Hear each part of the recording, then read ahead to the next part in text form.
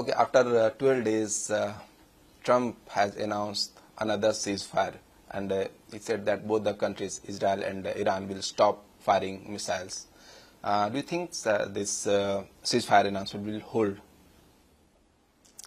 Well, if they have, one side has said, the side that initiated the fighting has said that firing will stop, then presumably if it is credible, it will hold. But it depends whether it's credible or not, or it is just another step to play the game of politics. Iranian foreign minister has said that there is no such deal. Iranian foreign minister has denied. Yes. Iranian foreign minister has been very busy in the last couple of days. He was in Moscow yesterday or day before yesterday. He had a meeting with President Putin. And obviously behind the scenes much has been happening because the Iranian relationship with Russia in recent years has been very good and close. So obviously behind the scenes the Russians have moved. And another announcement made by a member of the Russian leadership, Mr. Medvedev, who said 10 points on which there should be agreement. So I think it's moved. You have seen everything in diplomacy, sir, and in this era when not a single person, a single leader trust announcement made by US President Donald Trump. In this scenario, dealing with Trump and assessment about his policy, do you think this is a very difficult period for diplomats as well? Well, he is the President of the United States of America. Therefore, you have to deal with him. You can't say, I shall not deal with him. But he has a certain style of work, and the world is getting wise to it.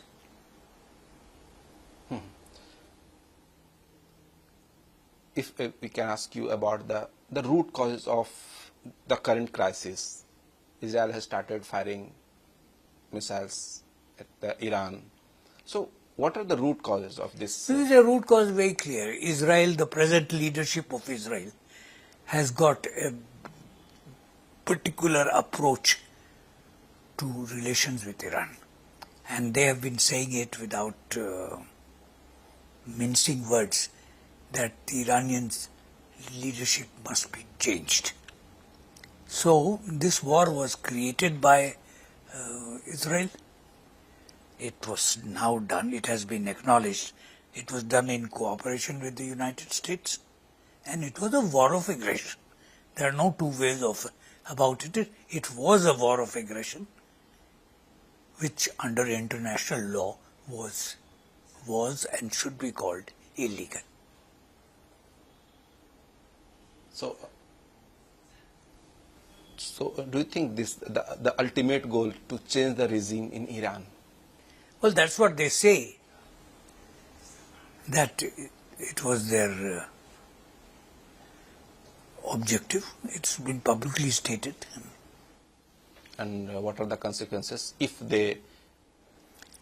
You see, this has been going on you have to go back a little to the year 1979, when the Iranian Revolution took place. Up to that point, Iran was a close ally and associate of United States. And if you recall, up to then, the Americans had a twin pillar policy, that their security arrangements in the area of Persian Gulf will depend on two pillars, Iran and Saudi Arabia. Now, when the Iranian Revolution took place in February 1979, one pillar suddenly collapsed. And since then, America has made no bones about it, that it is opposed to the Iranian leadership of the moment, and America will continue to oppose it. Israel joined in. So this is not a policy that was developed over the last week or so. It has been a consistent policy since 1979. Iranian leadership हमेशा वो कहते हैं कि it is not the Iran, it the West जिसने withdraw किया इस JCPOA से, एक नेगोशिएशन से. So they should come back to the negotiation table. How do see this? So first JCPOA enter this agreement, the beginning of this negotiation, ये क्या रहा? और जो विड्रॉ करने की बात, एलिगेशन है, एक दूसरे के अगेंस्ट में एलिगेशन है कि ये न्यूक्लियर एनरिचमेंट की बात कर रहे थे, न्यूक्लियर बॉम्ब बनाने कर रहे थे, ये हमारी बात नहीं मान रहे थे. ईरान कहता है कि आप पीछे आप हटे. तो इसको आप कैसे देखते हैं? दोनों एक दूसरे के एलिगेशन, तो फिर एक कॉमन ग्राउंड क्या हो सकता है? देखिए, नेगोशिएशन का मतलब यह है कि ताली दो हाथ से बजती है. एक आदमी तो नेगोशिएट नहीं कर सकता. अब ये इजराइल और अमेरिका की पॉलिसी सही या गलत वो अलग बात है, रही है कि ईरान कुछ ना करे, ईरान टेक्नोलॉजी ना हासिल करे, ईरान अपने आप को डेवलप ना करे, ईरान अपनी डोमेस्टिक पॉलिसीज कैसे बनाए या नहीं बनाए. तो इसकी वजह से ये तो पुराना झगड़ा, ये नया झगड़ा नहीं है. हर मौके पे वो एक ईरान के पीछे लगते हैं. मगर ईरान और ईरानियन लीडरशिप ने ये साबित कर दिया है कि स्टेबल लीडरशिप है, उसको पब्लिक सपोर्ट है. ये नहीं है कि ईरान में ऑपोजिशन नहीं है, ईरान में भी ऑपोजिशन है, मगर majority of people in Iran support the government and the regime. तो उसके खिलाफ इन लोगों ने आज से नहीं 20 साल से 25 साल से ये शुरू कर दिया है कि किसी तरह से ईरान को मारिए, उनको आइसोलेट कीजिए, उनको टेक्नोलॉजी न लेने दीजिए. ईरान की खूबी ये है कि उन्होंने अपनी टेक्नोलॉजी और अपने टेक्नोलॉजिस्ट को बहुत अच्छी तरह डेवलप किया है. तो इस वक्त जिसको आप कहते हैं कि न्यूक्लियर टेक्नोलॉजी है ईरान की, तो उनके अपने लोगों का काम है ये. किसी ने उनको टेक्नोलॉजी दी नहीं बाहर से. ये नहीं है कि कोई अमेरिका से ले आए या सोवियत यूनियन से लाए, वो सब कुछ नहीं था. वो सब उनके अपने लोगों ने किया है. अच्छा, दूसरी बात, ये तोहमत लगाना, ये एलिगेशन कि बॉम्ब बना रहा है, ईरानियन लीडरशिप ने एट द हाईएस्ट लेवल, आज से नहीं बहुत साल पहले, ये कहा था कि वो अपने लिए बॉम्ब नहीं बनाएंगे. उसका रीजन उन्होंने दिया कि ये धार्मिक है. अब है या नहीं है वो तो अलग बात है, मगर उन्होंने कहा कि हम बॉम्ब नहीं बनाएंगे, मगर हम टेक्नोलॉजी रखेंगे. तो टेक्नोलॉजी उन्होंने हासिल की है और डेवलप की है, और वो टेक्नोलॉजी आज भी है. अब ये कौन कह सकता है कि आप टेक्नोलॉजी नहीं डेवलप करेंगे? कल को तो ये बात हर देश के साथ कही जाएगी कि टेक्नोलॉजी सिर्फ अमेरिका में रहेगी या वेस्ट में रहेगी. हमसे भी यही कहते थे कि आप क्यों टेक्नोलॉजी डेवलप कर रहे हैं, औरों से भी एशिया में कहते थे कि आप क्यों टेक्नोलॉजी डेवलप कर रहे हैं. तो वो तो गलत बात है. In 2005, when India had voted against Iranian's nuclear program at the IAEA, आपने क्रिटिसाइज किया था उसको. क्या अब भी आप उस स्टैंड पे हैं कि? देखिए, जो किया है इस वक्त पिछले 2 हफ्ते 3 हफ्ते में, वो it was an act of illegality. International law में इट इज इलीगल. भाई देखिए, ईरान क्या, Iran is a member of the United Nations, Iran is a member of the Vienna body. अब तक कोई किसी ने ये नहीं कहा है कि ईरान हैज वायलेटेड. एलिगेशन है, सस्पिशन है, मगर वायलेशन नहीं किया उन्होंने. तो आप सस्पिशन पे तो नहीं चल सकते ना. प्रीएम्प्टिव मूव कहते हैं कि प्रीएम्प्ट किया हमने कि न्यूक्लियर बॉम्ब ही बनाएंगे, इसलिए हम ये भी बनाएंगे. कल की बात, परसों की बात, उस पर कैसे चलेगा? देखिए, देशों में रिश्ते जो होते हैं वो एक मिनिमम ट्रस्ट पे होते हैं ना। मैं कहता हूं कि फ्रांस मेरा दोस्त है, फ्रांस कहता है इंडिया हमारा दोस्त है, तो इस पे हम अपनी रिलेशनशिप इसी बेसिस पे बनाएंगे ना, जब तक कोई ऐसी चीज ना हो जिससे कि मैं कहूं कि नहीं आपने झूठ बोला। कौन ये कह सकता है कि ईरानियों ने इस मामले में झूठ बोला है? भाई टेक्नोलॉजी उन्होंने डेवलप की अपनी, इसमें तो कोई दो राय है ही नहीं। और उन्होंने बॉम्ब नहीं बनाया, आज तक किसी ने नहीं कहा कि बॉम्ब बनाया है। क्या कहा है? कहा यह है कि ये बनाएंगे। तो बनाएंगे तो ये इंटेंशन की बात है ना।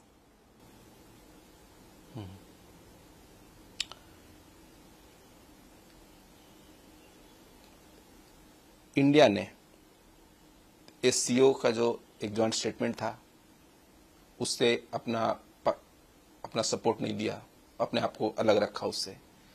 यूएन में भी जो क्रिटिसिज्म होनी चाहिए थी, इवन जो यूएस ने स्ट्राइक किया उनके फैसिलिटीज पे, उसको लेकर के भी कोई स्टेटमेंट नहीं आया। इस गवर्नमेंट की जो पॉलिसी रही है इस पूरे कॉन्फ्लिक्ट के दौरान, इस वॉर के दौरान, उसको आप कैसे देखते हैं? क्या are we confused because opposition parties are alleging that this is the government which have very confused foreign policy? How do you say this? देखिए, फॉरेन पॉलिसी कंफ्यूज नहीं होती है, फॉरेन पॉलिसी डिलिबरेटली बनाई जाती है। तो जो अपने सरकार ने पॉलिसी बनाई वो कॉन्शियसली बनाई, कंफ्यूजन में नहीं बनाई। सारे फैक्ट्स उनके पास होते हैं। मगर जैसा कि आपने देखा होगा, अखबारों में देखा होगा, और मेरा व्यू हमेशा ये रहा है कि ईरान के साथ हमारे संबंध जो हैं वो आज के नहीं है, बहुत पुराने संबंध हैं और उसमें बहुत सब्सटेंस है। तो उन रिश्तेदारियों को आसानी से तोड़ना नहीं चाहिए। उसमें हमारा भी फायदा है, ईरान का भी फायदा है। कभी जब मौका हुआ है तो ईरान ने हमारी मदद की है, जब मौका हुआ है हमने ईरान की मदद की है। आपका क्या असेसमेंट है सर? क्योंकि इस रीजन में मोर देन 50 ईयर्स या उससे ज्यादा आपने देखा है, समझा है, सब कुछ आपके पास, क्योंकि पॉलिसी कोई शॉर्ट टर्म की नहीं हो सकती है, या हमें अगर असेस करना हो तो 50 years, almost half a century आपने देखा गल्फ को, इंडिया का स्टैंड, आपका क्या असेसमेंट है?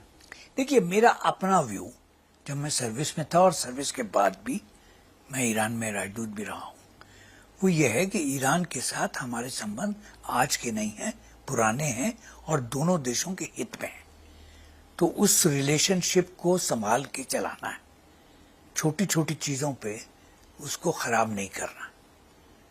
जब कभी कोई प्रॉब्लम सामने आया है तो या हमारा कोई मंत्री वहां चला जाता है बात साफ करने के लिए, या उनका कोई मंत्री यहाँ आके बात करने के लिए चीजें साफ कर देता, तो इन पे आंच नहीं आने देना चाहिए। एक हमारी ट्रेडिशनल पॉलिसी थी।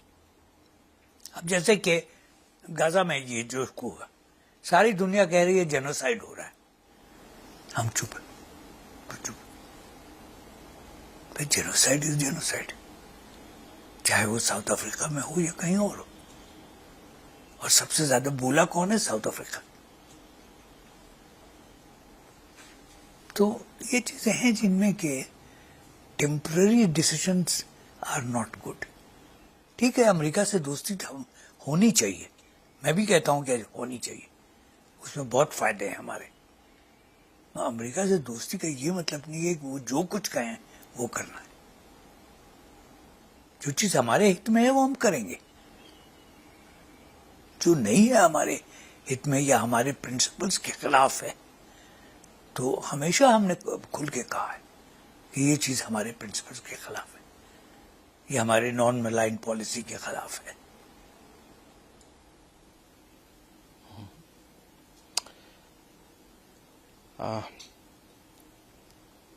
You have in 2016, I guess. During this West Asia conference, your address was about this real politic and ideology. So how does the mix of real politic and ideology affect stability of this region, West Asia? देखिए, real politics is a fact of life. If you are a player in the political field, there will be real politics.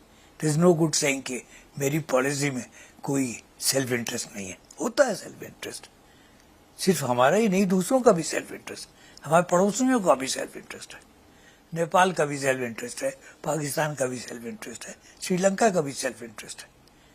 मगर उस बीच में कहीं एक consistency होनी चाहिए.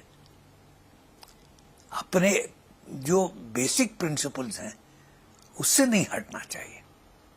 अगर हमने कहा कि हम नॉन अलाइंड हैं तो हम नॉन अलाइंड हैं. अगर हम कहते हैं कि हम सेक्युलर हैं तो हम सेक्युलर हैं.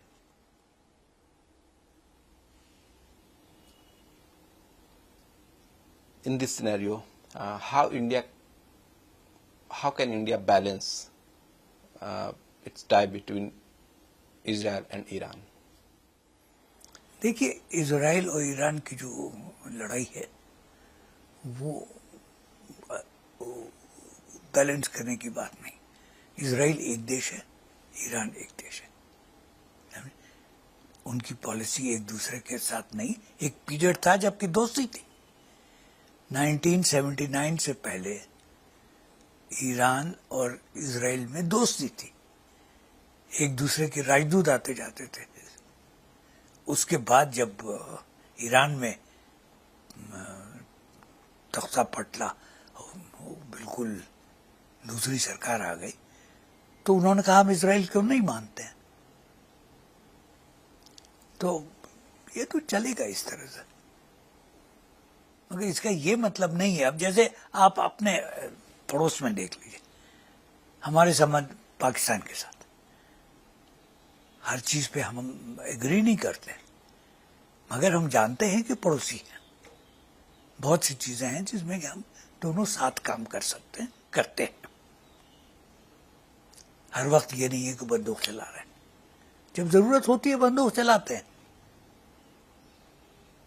तो पॉलिटिक्स का मतलब यही है कि अपने हित में काम कीजिए, मगर प्रिंसिपल्स के बेसिस पे काम कीजिए.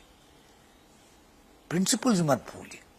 एक आपका अपना भी मत होगा. इतनी स्टडी, बेसिकली इस पूरे रीजन में आपकी स्टडी है. जब इंडिया का अप्रोच रहा कि जब साइड लेने की जरूरत है, और काफी वोकल रहे हैं हम पैलेस्टीनियन इशू पे, हम वोकल रहे हैं. भाई, पैलेस्टीनियन इशू पे हम गांधी जी के जमाने से वोकल रहे हैं. कब की बात? 1935-38 में गांधी जी ने कहा था. जवाहरलाल नेहरू ने क्या कहा था? उनके बाद जो भी प्रधानमंत्री लीडर आए हैं उन्होंने वही बात कहा. पैलेस्टाइन का सवाल इतना आसान नहीं है. देखिए, ये सब ये अंग्रेजों का पाजीपन था. जैसे उन्होंने हमारे यहाँ पाजीपन किया, वैसे ही उन्होंने पैलेस्टाइन में पाजीपन किया. 1948 में उन्होंने वहां पे एक स्टेट बनवा दी. देखिए, यहूदियों का धार्मिक प्रॉब्लम जो था उससे किसी का झगड़ा नहीं है. बहुत बड़ा धर्म है, बहुत पुराना धर्म है. दूसरे धर्म जो हैं दुनिया में, चाहे क्रिश्चियनिटी हो, इस्लाम हो, उसी तरह से जुडाइज्म है. मगर यूरोप का जो झगड़ा था यहूदियों के साथ, हमारा झगड़ा नहीं था. इंडिया में कभी यहूदियों के खिलाफ कोई झगड़ा नहीं हुआ है. न अरब देशों में भी कभी नहीं हुआ है. जितने अरब देश थे पुराने, चाहे इराक हो, चाहे इजिप्ट हो, चाहे यमन हो, वहां यहूदी कम्युनिटीज रहती थी, काम करती थी, खुश थे. ये इजराइल का बनाने का मामला जो था, ये उनकी रियल पॉलिटिक थी वेस्ट ब्रिटेन की. उन्होंने उसको क्रिएट किया. जब 1948 में ये सब पॉलिटिक्स करके उन्होंने एक स्टेट बनाई, तो वहां की पॉपुलेशन क्या थी? मेजॉरिटी जो थे वो अरब थे. बाहर से यहूदी ले आए थे। ये कौन यहूदी थे? वो लोग जो कि यूरोपियन देशों में जिनको प्रोजिक्यूट किया गया था। तो ये तो आर्टिफिशियल वो है, इसमें बहुत लिखा गया है और इस पे इजरायली हिस्टोरियंस ने बहुत लिखा है। कोई नई बात मैं नहीं कह रहा हूं, मैंने तो इसमें लिखा भी है। 1 साल पहले मैंने एक आर्टिकल लिखा था, आई थिंक इन हिंदू, जिसमें मैंने इजरायली हिस्टोरियंस को कोट किया है। तो ये उनकी पॉलिटिक्स थी, मगर उस पॉलिटिक्स में उन्होंने पैलेस्टीनियंस को पीस दिया। अब जो गाजा में हुआ है उस पर को दो व्यूज नहीं हो सकते। बच्चों को मारा, पूरी पूरी पॉपुलेशन खत्म कर दी। वो चाहते हैं कि जमीन खाली हो जाए। जब जमीन खाली हो जाएगी तो हम अपना झंडा लेके जाएंगे और गाड़ देंगे। वो ठीक नहीं है। उस पर हमको चुप नहीं रहना चाहिए, हमको बोलना चाहिए, खुल के बोलना चाहिए। लेकिन जितने भी यूएन में वोट हुए हैं, उस पे यूएन में जो वोट हुआ गाजा के इशू पे, हम अब्स्टेन रहे वहां पे। क्या वजह हो सकती है कि अपने प्रिंसिपल से, जो पूरे आपने जैसा खुद कहा कि महात्मा गांधी जी का काफी वो जब वोकल रहे थे उस वक्त काफी सोच समझ कर 70-80 साल, करीब 100 साल होने को है, एक स्टैंड रहा, हमारे प्रिंसिपल पे हम बने रहे। इस सरकार के अपने स्टैंड पे चुप बेसिकली जो चुप्पी है वो भी एक स्टैंड को ही दर्शाता है। वजह क्या हो सकती है कि इतने लंबे स्टैंड से हम बदल गए? भाई आपके सवाल का जवाब तो सरकार ही देगी, सरकार से पूछिए। मैं तो सिर्फ नागरिक हूं ना, आप सरकार से पूछिए, वो आपको जवाब देंगे। What is your assessment? नहीं देखिए, मैं ये कहता हूं कि हमारी पॉलिसी कल की पॉलिसी नहीं है। ये बहुत पुरानी पॉलिसी है, गांधी जी के जमाने से शुरू हुई, पंडित जी के जमाने में रही।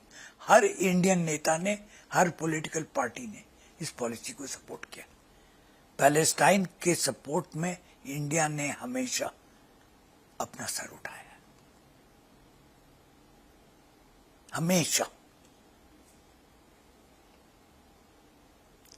अच्छा, हमने कहा कि साहब 2 स्टेट सोल्यूशन होना चाहिए, चलिए कुछ नहीं हो सकता तो यही हो जाए, तो वो भी इजराइल करने के लिए तैयार नहीं है। इजराइल तो चाहता है कि जमीन खाली हो जाए। आप मेरी जमींदारी पे कब्जा करना चाहते हैं, आगे बढ़ गए, वो तो गलत बात है ना।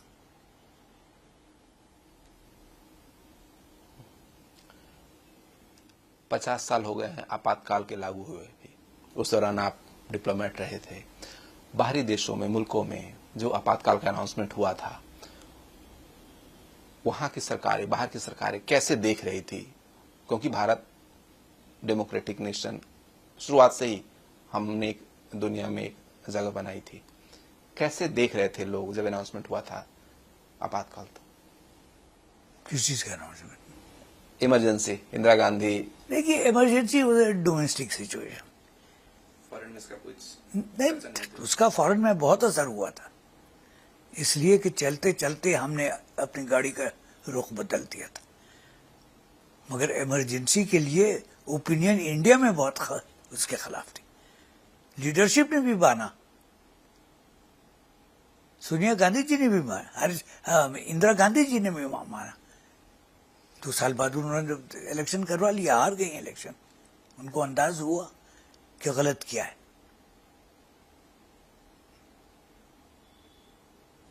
विदेशों में किसी तरीके, विदेशों में भी बहुत क्रिटिसिज्म हुआ, खासतौर पे वेस्टर्न कंट्रीज में, वेस्टर्न डेमोक्रेसीज में बहुत क्रिटिसिज्म हुआ।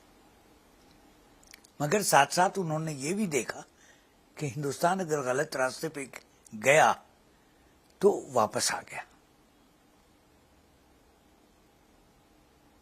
इमरजेंसी थोड़े दिन चली, बहुत नुकसान किया उसने, मगर उसके बाद हम सही रास्ते पे आ गए। इलेक्शन हुआ, पब्लिक ने अपना वोट दिया, जिसने इमरजेंसी की थी उसके खिलाफ वोट दिया।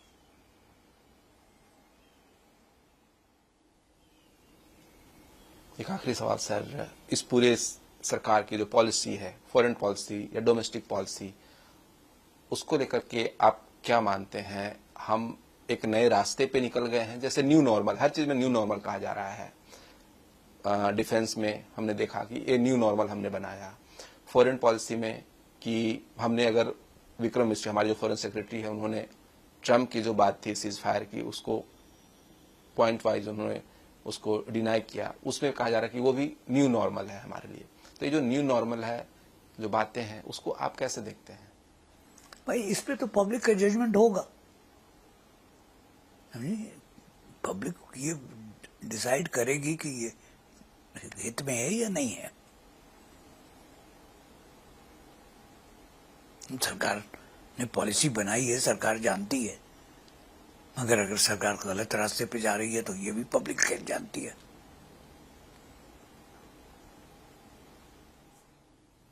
अपोजिशन की बातें न सुनना, मतलब एक आरोप लगता रहा है कि ये सरकार अपोजिशन की बातें सुनती नहीं है, सलाह नहीं मानती है। देखिए, हम डेमोक्रेटिक देश हैं, तो ऑपोजिशन की वही पोजीशन है जो गवर्नमेंट की है। वो आउटलॉज नहीं है कि छुपके से वो मुखालफत कर रहे हैं। They are part of our system, they are part of the political system. They say their piece. They may be right, they may be wrong, but they are not outside our system, and nobody should say that opposition is not Indian. Is as Indian as anybody else.